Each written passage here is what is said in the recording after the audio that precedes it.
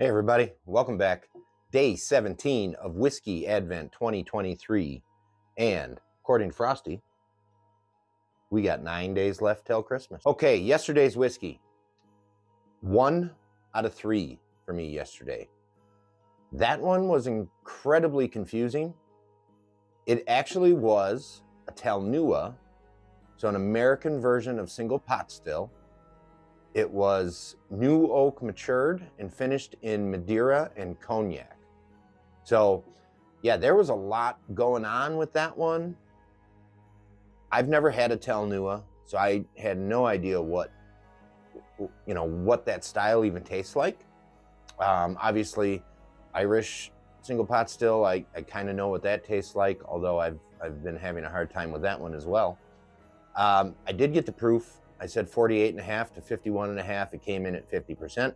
It actually was the Old Saints Keep, so it was their 23 special release.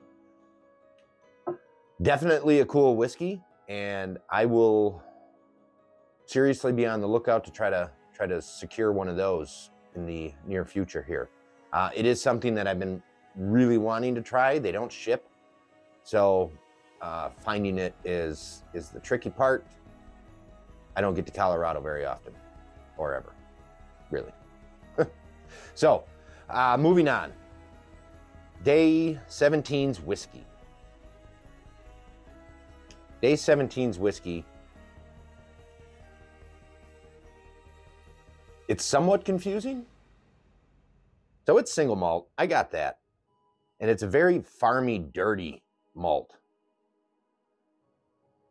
I'm also getting what seems like a heavy beer presence.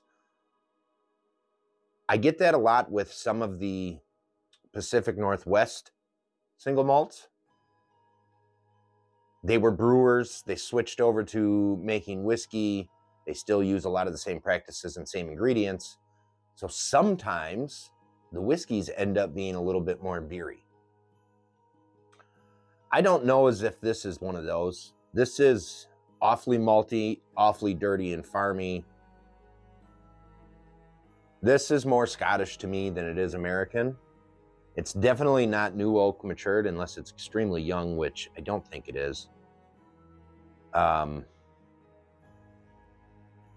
Proof-wise, it doesn't smell proofy at all. It does taste a little bit. I don't know where to land with the proof. I have 49.52 written down.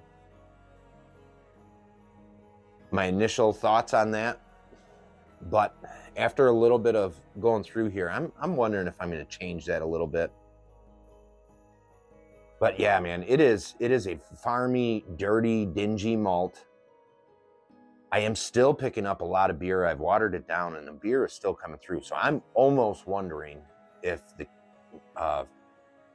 maturation or a finish on this was done in an ex-beer barrel. Not entirely out of the realm of normal. I have seen that quite a few times. Stout is typically more popular when you're going to do a beer cask finish, but I don't think it's stout judging by just the color. I would assume that stout would add a little bit more color to this, unless this was a super inactive cask and I am getting just all malt and it is a little young. I mean, I suppose that could be the case here. Still getting some of that that raw ferment or that raw wort coming through, but it doesn't taste young. So I don't know. A little confused as to where to go on this, but officially I am going to guess. And yes, I'm a little down. Packers lost today. They didn't even really show up to play, so it's kind of a kick in the old jewels, if you know what I mean. But moving on from them, going into whiskey, let's see if I can do better than the Packers did today. Officially, I'm going to guess it's a single malt. I'm going to stick with a beer cask finish. I'm going to be generic about that because beer cask finishing, I mean, it could be a number of different types of beers. It would be, there's so many out there, for one. And They all have a tendency to leave similar notes from my experience. So, which is lower, but you know, it's still what this is all about. So, single malt, some kind of beer cask finish. And I wrote down 49.52 for the proof. I think I'm going to up that a little bit. I think it's a little higher than that. I'm going to go, let's start that at, let's start it at 51 and go up to 54.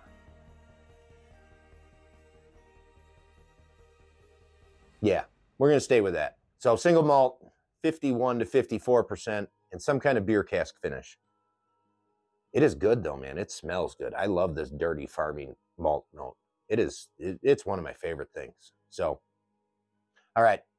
Thank you, everybody, and cheers to this American spirit.